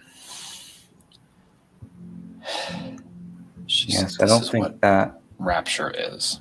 I don't think that one has exactly what we are looking for, but there's at least one part of it where it shows that he's reading from a script, which is, I mean, But yeah, if anybody has seen, if you do, if for any reason, if you want to go and see that film, the paranormal stuff is really some of the strangest things to me too. You know, it really, all that stuff was just very, very strange. And you know, but it could be explained in so many different ways. My personal belief, and after talking to several people and doing all the reading and then doing background research on, you know, all of them, everybody involved, I do think that this was more like, what do they call that? Voice to skull type thing. I think that they were screwing with her and she didn't know. She probably didn't know these kinds of things existed. And they put all of these thoughts into her head. And like you were saying, it's like this was all planned in advance. So when this is happening in October, and they all pretty much had their fights by then, you know, and these two, David and Kamel, had, you know, pretty much separated themselves. And now all of a sudden she's having these paranormal experiences when it's so easy to put things, you know, into people's minds nowadays, that I think, again, I honestly believe that they were just messing with her and they were doing some pretty cruel experiments. Yeah. That's Their next door neighbor had assumed they were on a about long as holiday. cruel He'd even clear as it gets, I think, for them to do something like that. And I also wonder if they were doing that because she did believe in that stuff. So maybe they're feeding into whatever she has been involved in or researched. I've talked to Kamel's sister. They are very familiar with jinn, which just means demon, right? Mm-hmm. And in Pakistan, apparently that's, you know, I wouldn't say it's normal or whatever, but they're not. It's not a taboo topic where if you talk about it, then you're crazy, Mm-hmm. right? That's and as a Christian, for any Christian that has read the Bible, there's jinn in there too. There's demons in there too. You can see all of that. Jesus is casting out demons, putting them into swine, and you know, and so all that stuff for a lot of us is real. And maybe they were hoping they could use that to not only prove that they thought David was crazy, but that Kamel went crazy. And when I talked with Kamel's sister, that's what it really sounded like. That's why they wanted their footage taken out of that film, because they felt like Eric Nelson was trying to make Kamel look crazy. Mm-hmm. Have another source that has said that David's dad strongly believes that they were both involved in this. They both wanted to kill themselves and kill their daughter. And so when you have things like that, if someone can push them and question them on that, then now we're not talking about a double murder suicide either. And there's so many angles to this, because now they're talking about a double suicide and a murder. It's completely different. And it just goes back to the official theory is garbage. No matter how you slice it up, no matter what you say, the official theory is garbage and cannot be proven. And I've seen people go ahead. In the evidence itself proves that their theory of a double suicide murder, the evidence doesn't fit that whatsoever. You know, it just doesn't, especially when you see their different times of deaths and Kamel being the last one. And then how her blood is everywhere, but David's and Ranya's is missing from the scene. I mean, none of it makes sense. So they can't be that. Absolutely can't be. So if that is what Dan Sr. is thinking, then he should feel, rest assured, that's not it at all. But when you have these men who work with David and they know how to add sound to a room, and they know how to place microphones or speakers or whatever, and then start messing with somebody, you know, like when Kamel first said she heard in this really deep voice, you know, it would be so easy to do that to somebody. And especially if they believe in the spirits like that, you know, I do. I believe in spirits. So, it would be, you know, somebody could do something like that. And I may have to think twice going, wait a second, is this really a spirit or is this somebody messing with me? Right. But yeah. And then it just all fits with the plan, because it seems like this crime, like you had stated earlier, it was planned out. It was horribly executed, because it's the worst crime scene I've ever seen, but yet it seems like it has elements of planning, advanced planning. So yeah, do this, so now we can say, oh look, she was crazy, she was hearing things. But do you see where he's like, how he's talking about his wife there? It's with love, it's with concern. It's like a very tender toward this woman who is having like a nervous breakdown at that point because of what somebody is doing to her. And he has nothing but compassion for his wife. A man, what? Where's all this craziness? Where's all this hatred, this snapping that he does? It's nowhere to be found. Mm-mm. And they had all the footage. So if it was there, they should have been the ones to bring that out. If they're hiding it, well, that's on them. That's a whole nother issue.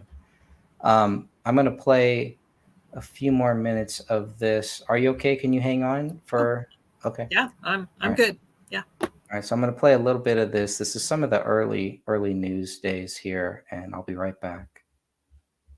Their next door neighbor had assumed they were on a long holiday. He'd even cleared the drive twice with a snowblower. But when he spotted unopened Christmas gifts this week, he peeked in the window. We received a call from a neighbor that they had seen bodies inside the house, so our police department went. The neighbor, who says police asked him not to go on camera, says through the window he found David Crowley, a local filmmaker listed as a veteran.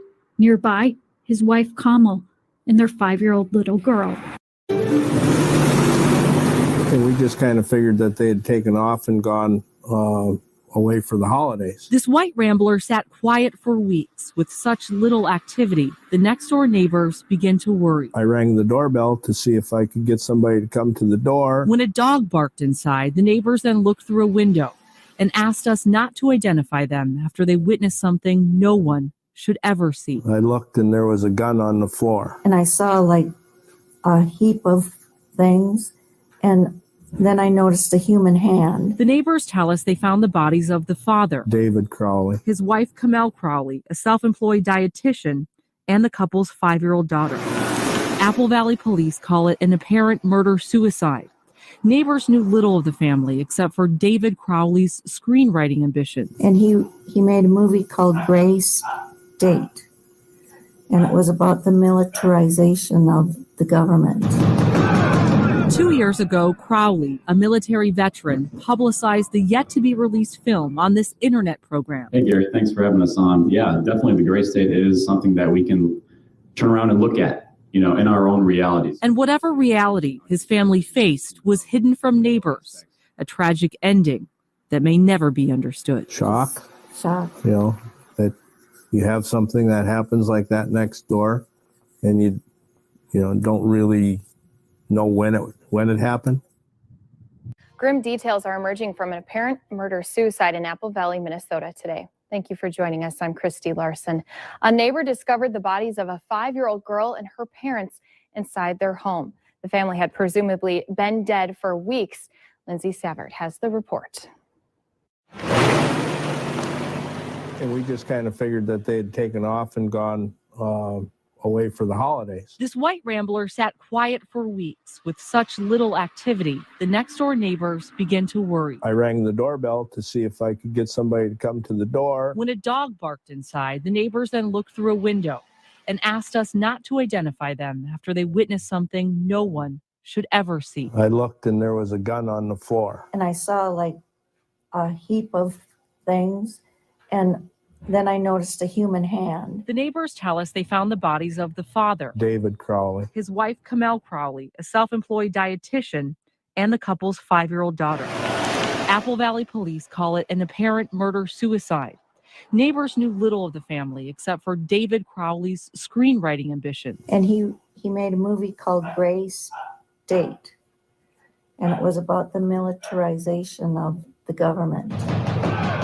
2 years ago, Crowley, a military veteran, publicized the yet-to-be-released film on this internet program. Hey, Gary, thanks for having us on. Yeah, definitely the gray state is something that we can turn around and look at, in our own realities. And whatever reality his family faced was hidden from neighbors, a tragic ending that may never be understood. Shock. Shock. That you have something that happens like that next door, and you don't really know when it happened.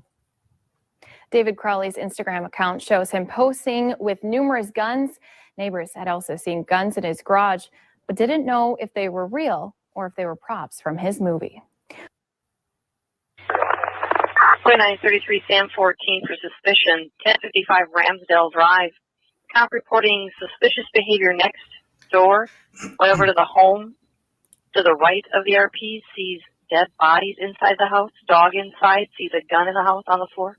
Friends and neighbors bring flowers to the door of the Apple Valley home, where a family had laid dead for weeks. There's Tom Lydon again. This is probably his first little clip here. Police will say is that the couple, David and Kamel Crowley, and their 5-year-old daughter, died from gunshots in a murder-suicide. Bring flowers to the door of the Apple Valley. Interesting that they were bringing things, and who are these people that are bringing stuff there? And so early on the 21st here, and leaving things at the door. Home, where a family had laid dead for weeks. All police will say is that the couple, David and Kamel Crowley, and their 5-year-old daughter, died from gunshots in a murder-suicide. When police arrived Saturday afternoon. So he's saying that's all that they will say, but that's not true. That's not all that they say. I mean, some of the inconsistencies from these early videos are pretty interesting. Only the family dog was still alive. David was a military veteran and aspiring filmmaker, the director of this slick trailer for a movie project called Gray State. The plot line had America turning into a tyrannical police state. For 3 years, he'd been trying to sell the film concept to a Hollywood studio, and recently told friends he was on the verge of a $30 million deal. And this is with no budget. And we've already passed a lot of local films on Facebook in popularity, and we're in hibernation. The Gray State Project had attracted the attention of libertarian conservatives. This was Crowley speaking at a Ron Paul event 3 years ago. No Hollywood studio will touch the Gray State Project due to its contentious nature. That is why we need your help to get this film financed and seen in theaters. The grisly nature of the Crowley's death led to headlines on People magazine and British tabloids. And on social media, plenty of conspiracy theories too. Even a Facebook page called Justice for David Crowley, with people saying they don't buy the official story, suggesting the Crowleys were murdered by special ops because the anti-government theme of his movie.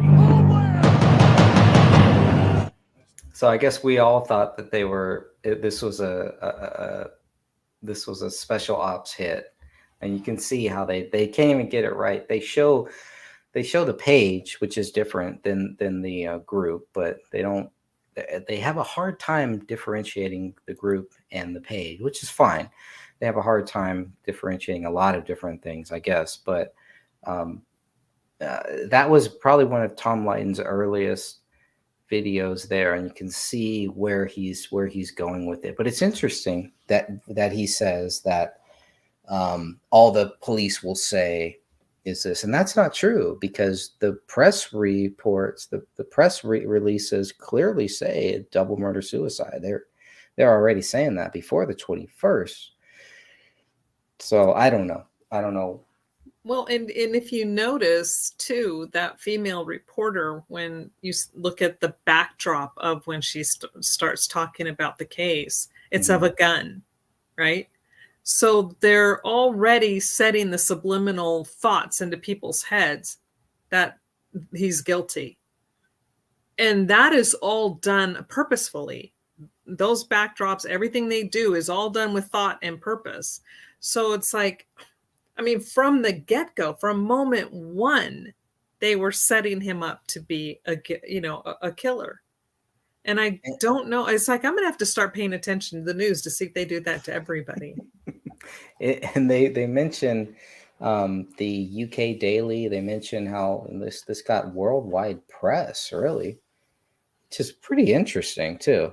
That how deep and how far this thing went. It's almost as if that was a part of the script too. And I've always kind of felt like that this whole thing is just staged in such a weird way. It doesn't mean that David Crowley was part of the staging, but part of the staging could have been to make sure that you and I are talking about this 9 years later. We can't discount that either. And but either way you look at it, it does seem like a big gray stage to me. Hey, Mary. I'm sure I've missed a couple people. Planet X is also there too. Mary Holt and glad Muzzle, glad you're still here. Crip Rick is still here. And thanks everyone. Eric, Rise of the New World Order is still here. Ellie's still here. So Butterfly Kisses didn't say hi to you there either. But we're just going through this. Ray, there's another person. Ray, Aline, I know they've been talking about going back and forth on a different movie. And I forget what movie that was, but there's this new movie that apparently came out that is pretty almost like the Police State, another Police State movie. So, but hey, I'd love to see somebody do something with this, with David Crowley, with the Gray State.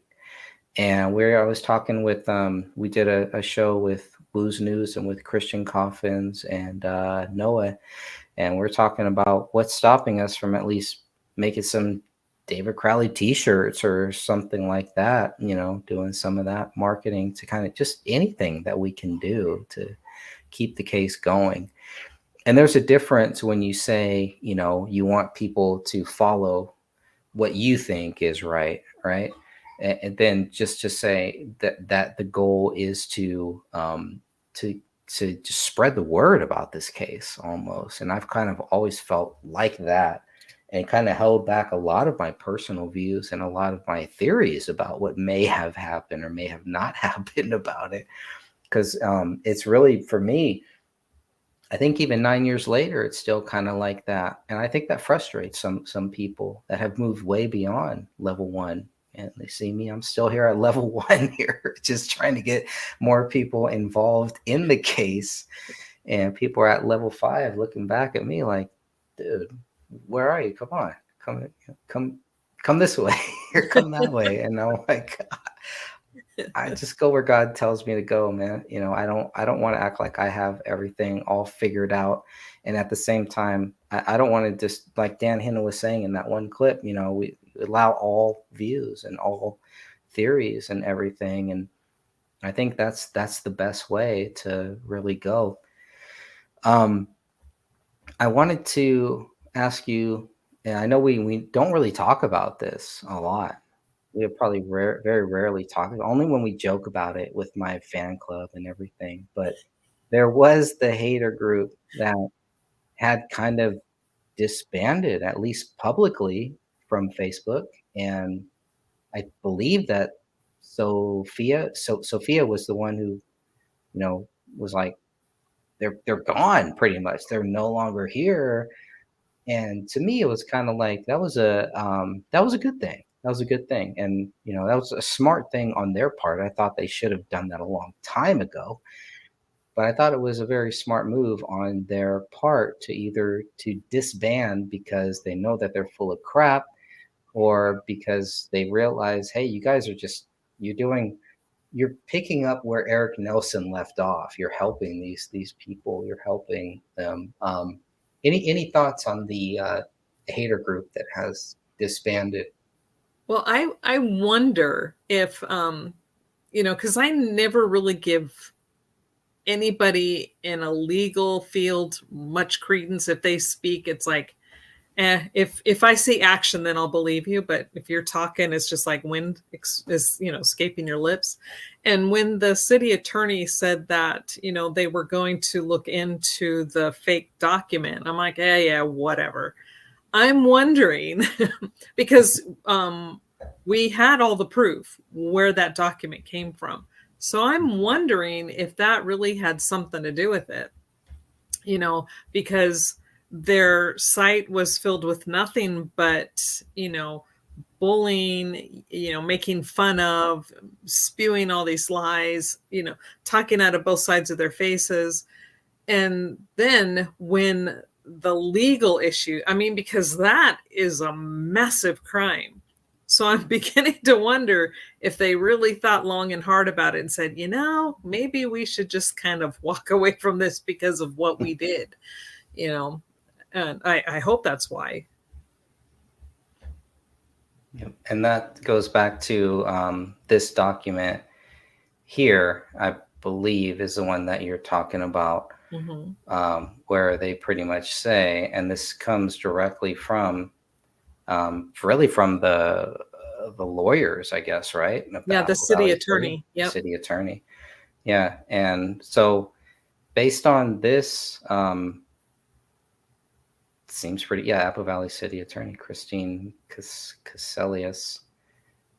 Thank you for bringing this to our attention. And I don't know why they address this to me either. I did request things, but I think that Sophia was the only one who brought the fraudulent document to their attention. Maybe I did. I don't remember that I did that, but I got the same exact notification that Sophia did. I think she was the one that brought it to their attention. I don't believe that I did. Well, I definitely know that she did take it. I know she did. Yeah, I know she did. And she would have done it first, but I don't know. It's been so long. So long ago. But there is that fake document. So we documented the documents of the fake document. And so that is it. But that all leads back to Tony Floyd. And I always thought, if I was ever going to do a what's that guy's name? What's the Floyd name? The guy from Minnesota. Oh, jeepers, see? I don't even George. know. George, yeah. I always thought that was a key word, that this guy is somebody in Minnesota somewhere. The toe and knee. Yeah.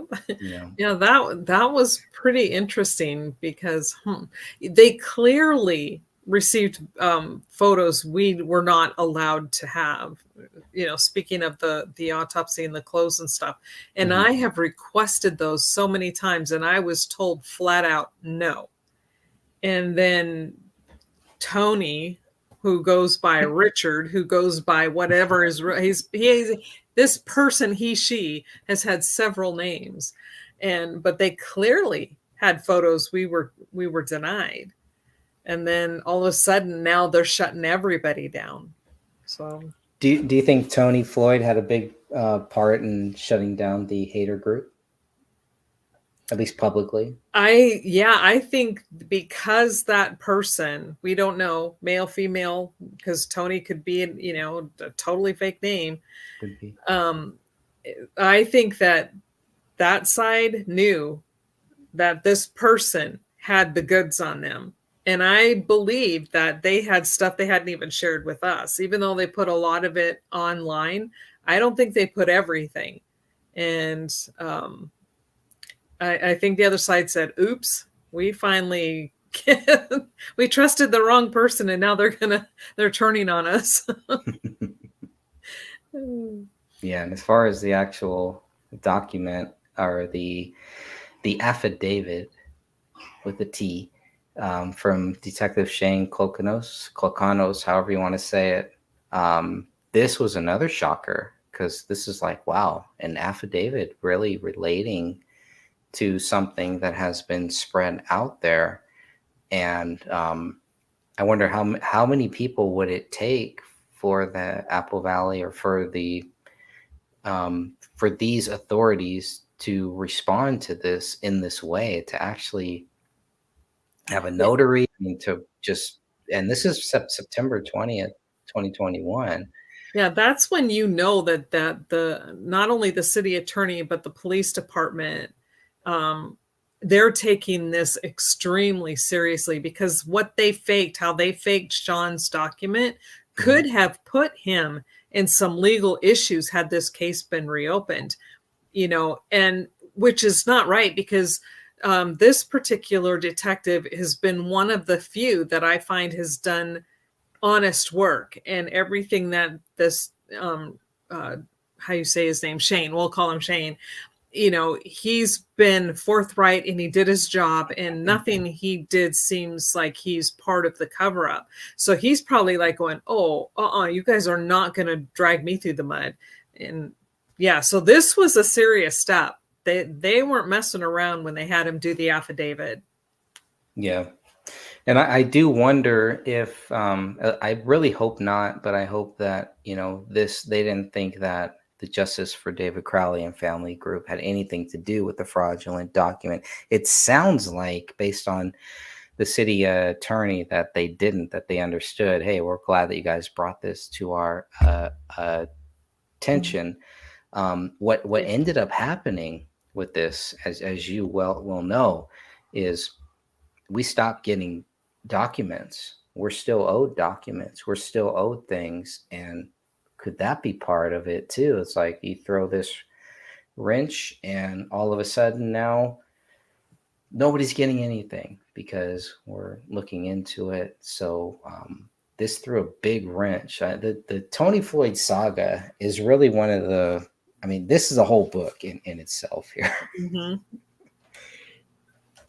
Yeah, everything that happened, and to end with the with this hater group closing down shop, and think that it's going to end there. It's not going to end there, because we are promised these documents that we've now been waiting for 3 years now, patiently, and so that's. If nothing else, at least send us what they sent the other group, and they clearly received things we were not allowed to have. And that's not right. And by getting that, if, by Tony, I'm still thinking it's a female. I think that it's a woman who is using a male name. But, Tony, they were smart enough to keep the receipt. You know what I mean? They came with the paper trail, and they're like, oh yeah, so you guys are going to tick me off? Okay, I'm going to go give it to them now. And they did. And they had the entire and complete paper trail, which is what I really think sealed their fate, because it was obvious, they had the emails. They sent the copy of the emails. So, we could track all this stuff and then send it to them going, here you go. Here's this. You guys might want to look into it. Yeah, which was very, very strange when it first got posted in the group. I actually blocked the person when it first got posted, because I thought it was going to redirect to a fake link that was going to, create a virus, et cetera, because we have been getting a lot of that. We got a lot of these weird porno posts and these weird things, and it was all meant for Facebook to just kick us off. That's all that they wanted. Later on, Facebook has gotten a lot better about putting in those filters, so you can filter out those things, which Dan never wanted to really do. He just wanted people to be able to post, say whatever you want, and that's it. And unfortunately, that opened up the floodgates for these spammers, these people who just wanted to get their own post flagged. They wanted to get the post flagged so that it could reflect negatively on the group and get the group flagged. And at the very least, it would turn people from the group to say, I don't want to see this stuff. Well, I don't want to see it either, Right. And there was a lot of stuff like that we didn't want to see. But what happened is, this guy came along or this person, whoever it is. I just call it a guy because, Tony, I don't know too many women named Tony. Maybe there are, and we were able to pretty much screenshot all of the stuff that this person had put out. And this was on a GeoCities website. And for anyone who is familiar with website and how far back they go and et cetera, GeoCities is like really early on. We're talking like AOL, days. We're talking like back when you would try to go online and you heard that sound where it sounded like a fax, right? Like a bad fax was playing or something. So Tony, this person posts this stuff and sends it to us, and sends us all of these things talking about this group, this hater group, and just is calling them out on all of this different stuff. What's crazy is the original site. This is why this is in a PDF version, because I knew this was going to happen. The original site got taken down. It got taken down at least two or three times. And but this is the one we're able to grab every screenshot, able to grab everything that was tied to it, so that we would have it. And you got the day one, and then all of a sudden, not too long after this, I think, is when we finally got a lot of other documents. We got the day one journal. We got some other things too, but the blacklight reports, because they could no longer say that they didn't have it. It's like, well, how did these people have it? And they didn't come out and say that all of these documents were fraudulent. They came out and said one document was fraudulent. How difficult would it have been for them to say, well, not only is this one document fraudulent, all these other ones are? To me, it shows that they are watching what the group is doing, what documents are being posted there, et cetera, et cetera. And if they find any fake documents, they should be able to post those out. If the photo of the gun was fake, why didn't they come out and say that that was fake either? If some of these other photos and videos that have been floated out there, the medical examiner photos, if any of those were fake, do you think they would have come out and said these are also fake documents? Why is it just the one document that they say is fake and nothing else? What are your thoughts on that? Well, because that was the one where they actually listed his name, and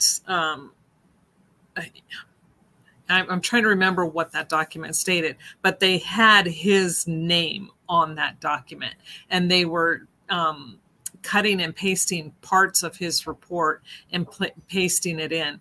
So the other ones, not necessarily would it. I mean, it's kind of clear they're not fake. I mean, I'm talking about like the medical examiner's reports and stuff like that. Mm-hmm. But that would be my best guess. But there was something different about that one. Oh, and they were using a specific detective and saying what was it? What was it that they said? Yeah, I have them. Yeah, we have them both here. So what they did is they just added on to a real police document, and they added on fake stuff about David smoking weed and they took the header and then typed in some other information and then signed his name right to that, and that's huge. Yeah, I'm trying to find that because I know we have that where you can compare the one that is real and the one that is fake, and they look similar except for the last paragraph. Other than that, they look pretty similar. Mm-hmm. Yep. Well, those are pretty much the only things that I had to cover here for this, unless you have anything else that you want to talk about. Where you, what are your thoughts here? 9 years later, any other thoughts that we may want to look at? Just that the more the more documents they release, the more proof we have that the narrative is wrong. And I completely had forgotten about the blacklight report. And on the blacklight report, it states, because that's the one that lists the computer activity, websites visited, emails, all that other stuff. But this report also shows that that main computer was accessed on January 14th, 2015. Now, no matter how you slice it, the bodies in that house are dead by that point. So who accessed the family computer? And it had to be done manually. That's not an oops, something bumped, there was an earthquake or something fell and hit the laptop. No, somebody accessed the root drive, but they never look into it. And it's obvious parts of the journal were being erased. They don't look into that either. Well, yeah, their timeline. If you read the 94 police page reports, right, the journal ends in one day. But when we get the day one journal, it ends in a different day, and then even some of the last journal entries look like they're almost like copied or pasted in there or something. Yeah, so it's manipulated. And yeah. It's clear that somebody went in there on December 25th and was jacking with the day one journal. And so erasing things and adding things in, but they don't talk about that. It doesn't fit the narrative. No, it doesn't fit the narrative at all. And so here we have the fraudulent document compared to the real document. So that is there if people want to see what does a real document say. This is the real document here, right? And so I think it's just this first paragraph, one of these first paragraphs there. Let me go here. So this is just one of the first paragraphs. This is the real document here. I know it's probably really small. And I believe it's just like at the very end or something where they're talking about stuff, but then all of a sudden it turns to weed. So I want to go to the fraudulent one to show what the fraudulent one says. And see, it's as plain as day that it's been altered. Yeah, first of all, it's not very good. It was a little clearer, I think, before we may have copied it, but this was kind of par for the case for that group, is that everything they did was kind of blurry, kind of out of focus, and just kind of made it look like, but I think this is it. So at the top here, this is something that was not meant to be added, and it's it goes into a lot of things. I know people cannot read it, so I'll kind of read it for you, where it says, attaches the full examination report regarding 1051 Ramsdale Drive, Crowley family.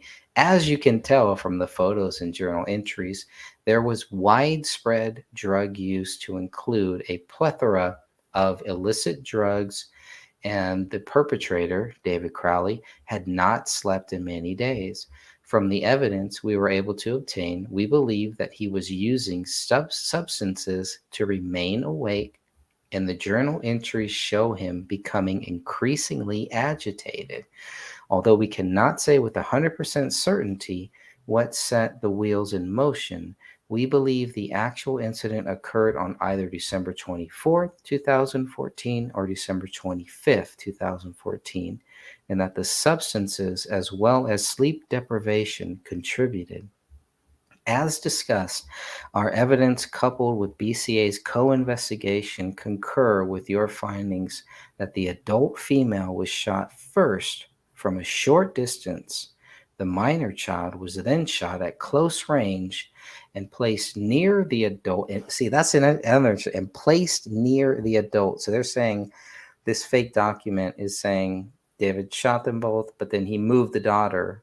He placed the daughter near the adult female. And at some point later, the male perpetrator turned the weapon on himself and discharged it, causing his subsequent death. We will be closing our case file to reflect the same. I'll let us know if we can be. Let us know if we can be of any further assistance. So you can clearly tell. Which is, I'm sorry. No, but But what's so funny is because Detective Klokanos, his job was computers, was going through the files on the computer. He wasn't doing the investigation of the death scene. And they're making it sound like he went and did the investigation of the death scene and came up with this entire scenario as to how it all happened. And that wasn't even his job. And it's hilarious. I mean, they screwed the pooch on this one. Yeah. They did that. Mary says the trash cans always have bothered me. If they died on the 24th or 25th, who took the cans to the street back because they were empty? Yeah. I don't know. And somebody, was there something in there that needed to be tossed out? It's the best way to toss it out. Unless you're collecting a souvenir, you want to get rid of everything and you throw it in there. And maybe if they would have swabbed the garbage cans, maybe they would have found something. I don't know. At this point, it's all woulda, shoulda, coulda, right? We don't really know, but yeah, like she says, someone took the trash out in more ways than one, And for me, I don't know what everybody else thinks, but I think that it's obvious they already celebrated Christmas. Like that little toy teapot thing that, that was sitting, that to me looked like that was one of Ranya's gifts, and it was all clearly opened. They had opened their cards, opened their gift cards. They had already celebrated the holiday. Yeah. And so it couldn't have been, the autopsies tell us it wasn't anyway, but it couldn't have been at Christmas or before Christmas. They had time. If nothing else, I'm grateful for the family, that they had one last Christmas together. Yeah. Well, you can see that there were Christmas stockings on the kitchen island too. So nobody, they had the stockings out, and we know that David was seen according to the neighbor, he was allegedly seen, I believe, on Christmas Eve or Christmas Day or something. So, but they had the stockings already on the kitchen island. So that usually means, they're wrapping things up. Right. And then people are like, well, there's no presents under the Christmas tree. Maybe they were poor and they couldn't afford any. So he decided, let's just all kill ourselves and everything. And they discount the $14,000 check that was right on the other side of that front door. And they discount, in the journal, he talks about he was making $75 an hour doing a film job for somebody. And he's like, I'm so glad I can do this until they weren't poor by any means. And their bank account showed that they were not poor. They were fine. That's it. All right, my friend, I think it's about time for me to hit the old dusty trail. And I know it's later where you are. So I really appreciate you joining me here. Well, thank you for inviting me, and thank you everyone for joining. And you guys are the best. You're just the best. Yep, we will definitely be back. Like I said, me and Dan Hinton are going to finish up the Gray Stage podcast next month, starting in February. But that doesn't mean that we're going to, stop doing videos here either. So we've done a few with Christian Coffins, with Woo's News. I'd love to get you on. I know Catherine, Woo's News wants to get a show, wants to do like a roundtable with a bunch of us talking about the Crowley case too. So I hope that we can make that happen too. Yeah, it's like my schedule, like everybody else, it's been kind of crazy. My brother has been here with me since October because, he's trying to get all of his military and VA stuff done. And it's just, the VA, it's a nightmare. It's been an absolute nightmare. But I think he's going to be heading back in about 3 to 4 weeks. So after he heads back, my schedule will open up tremendously. Nice. Is that Russell or a different? Yeah, Russell. Oh, cool. Yeah. Awesome. Well, tell him that I said hi, and glad he's here hanging out in the States for a little while. And yeah, it's so hard because I he's a great brother. He really, really is. He's a good brother. But I'm a huge introvert, and I don't like sharing my space with anybody for any amount of time. And so it's really, he has been so understanding. It's hard to describe, but I'm just That's like, I cool. pull back and it's like, Mhm. you're in my space, back off. And I just want to go hide. And he's just like, okay, it's just you. Yeah. It's just It's you. just how you are. But yeah, but as soon as he goes back, I'll have a lot more time. After he leaves, I'm going to take a week or two. I have to just shut everything down and, Mhm. you know, rebuild by being quiet and by myself. After that, I will be good to go. That's good.